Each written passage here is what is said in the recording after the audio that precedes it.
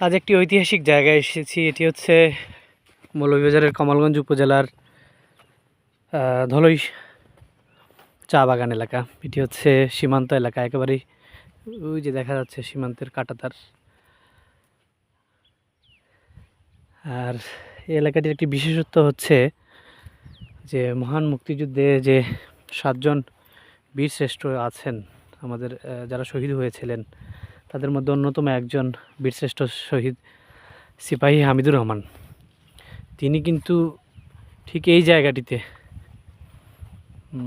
জায়গাতেই শাহাদাত বরণ করেছিলেন 1971 সালের মহান মুক্তিযুদ্ধে। এই যে একটি খাল, ওই যে ইন্ডিয়া দেখা যাচ্ছে ওই পাশে, এই যে বীরশ্রেষ্ঠ হামিদুর রহমান স্মৃতিসৌধ ঠিক তার পাশেই। এই যে এখানে হামিদুর রহমান যেভাবে মারা গিয়েছিলেন তার বিস্তারিত বলে দেওয়া হয়েছে। 1971 সালে অক্টোবর মাসে হামিদুর রহমান 4 নম্বর সেক্টরের অধীনে প্রথম ইস্ট বেঙ্গল রেজিমেন্ট সি কোম্পানির সদস্য হিসেবে মৌলভীবাজার জেলার এই কমলগঞ্জ উপজেলার ধলই সীমান্ত ফাঁড়ির দখল অভিযানে অংশ নিয়েছিলেন। অক্টোবরের 28 তারিখ মুক্তিবাহিনীর প্রথম ইস্ট বেঙ্গল রেজিমেন্ট সি কোম্পানির সাথে পাকিস্তান বাহিনীর 30 ফ্রন্টিয়ার রেজিমেন্টের মধ্যে তুমুল সংঘর্ষ বাধে।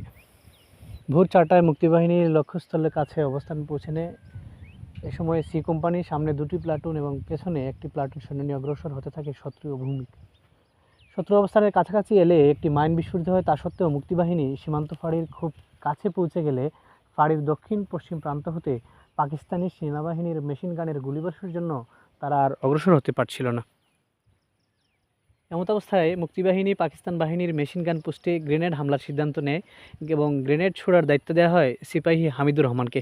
তিনি পাহাড়ি খালের মধ্য দিয়ে ক্রলিং করে গ্রেনেড নিয়ে আক্রমণ করেন।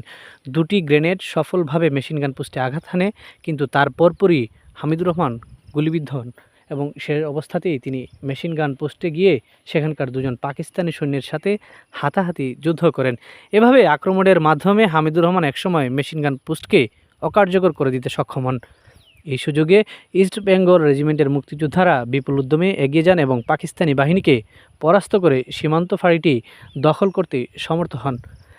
বর্তমানে আমি যে জায়গাটিতে দাঁড়িয়ে আছি এর সামনেই একটি যে খাল দেখা যাচ্ছে, তারপরে এই সামনে হচ্ছে এই যে সীমান্তের কাঁটাতার, এখান থেকে যদিও দেখা যাচ্ছে না, ওই তাল গাছের পরই কিন্তু সীমান্তের কাঁটাতার ওই পাশে পুরোটা, এবং এটি একটি সীমান্ত এলাকা, সীমান্তের শূন্যরেখা।